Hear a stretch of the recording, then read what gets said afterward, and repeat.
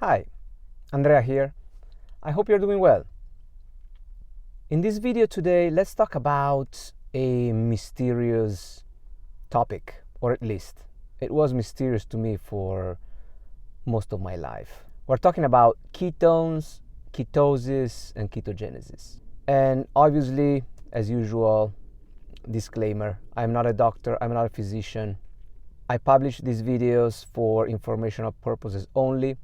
Please check the reference material in the description of the video and do your own research.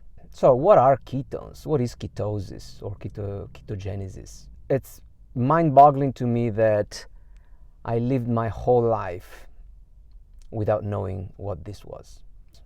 Ketones are water-soluble molecules that our liver produces out of fatty acids. And you can think of ketones as an alternative energy source. So we have glucose, we have fat, and also we have ketones. So let's see how does this work. And let's start from ketogenesis. So basically ketogenesis is the process that happens in the liver that produces the ketone bodies. In low insulin conditions, our body can release triglycerides from our fat cells. It's called lipolysis.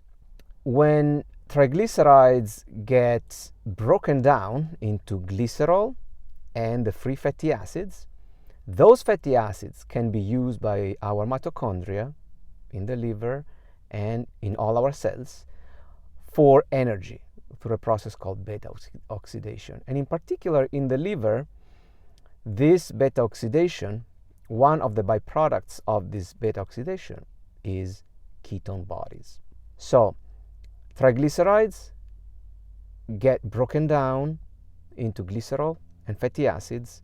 Fatty acids go through beta oxidation and produce ketone bodies that then get released in the bloodstream and circulate in all our body, and our cells, or the mitochondria in all our cells, can use them as alternate energy, alternate from glucose or even fat.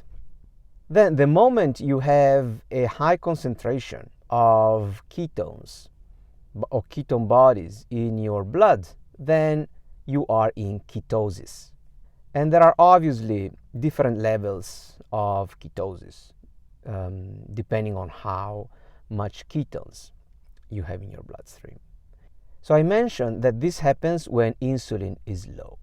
If you remember in previous talks, we talked a lot about insulin and how insulin is the switch between our sugar engine and our fat engine. And ketogenesis and ketosis happen when you're using your fat engine. So insulin drops, finally your body can liberate your fat, your triglyceride from your fat cells, and these triglycerides can be broken and used for energy and for ketone production, which is also another source of energy. And when do insulin levels drop? Fasting. So when you are fasting, when you're not eating, you're not ingesting anything, your blood glucose level will stay stable or drop a little bit, and your body will use all your glycogen stores.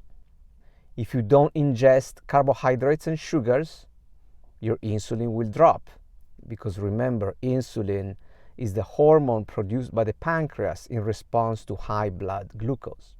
And exercise also, because it uses glucose, especially high intensity exercise, it will also cause insulin to drop.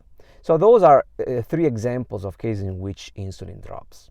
So when that happens, then you can switch to the fat engine, and when you use the fat engine, ketogenesis happens. So you can measure the level of your fat burning by measuring ketones.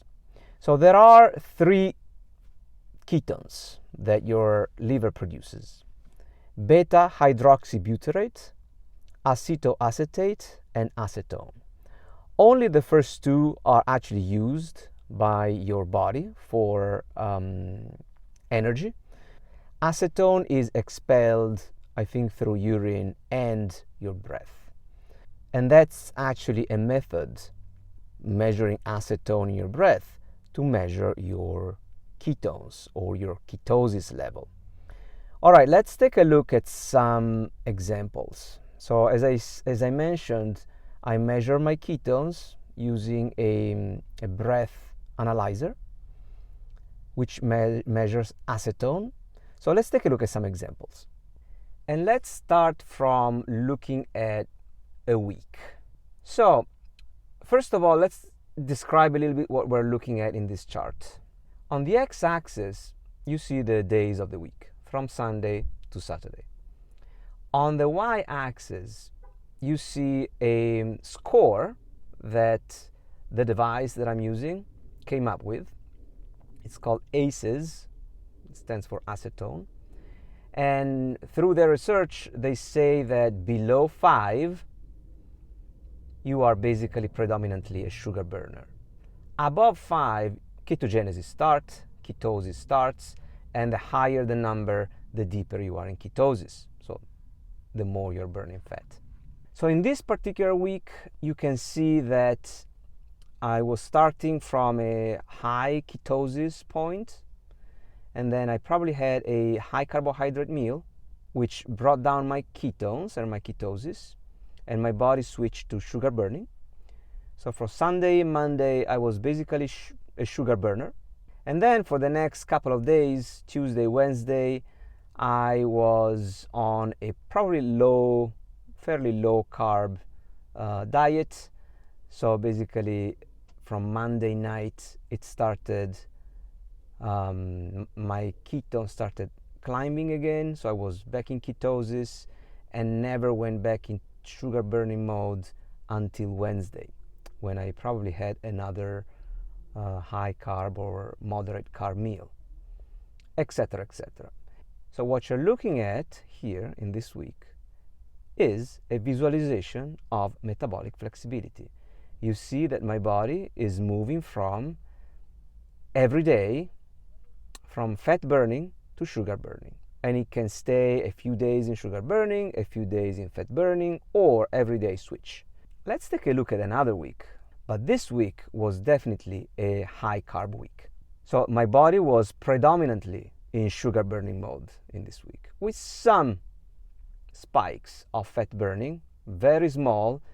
So if you think about a modern individual that is not metabolically flexible, you will probably see a flat line at 0. So let's take a look at a couple of days. In this day, I had 2 meals, one at noon, one at probably 5:30 p.m. or something like that. And it was probably a low carb day. So my ketosis pretty advanced in the morning, leading up to lunch.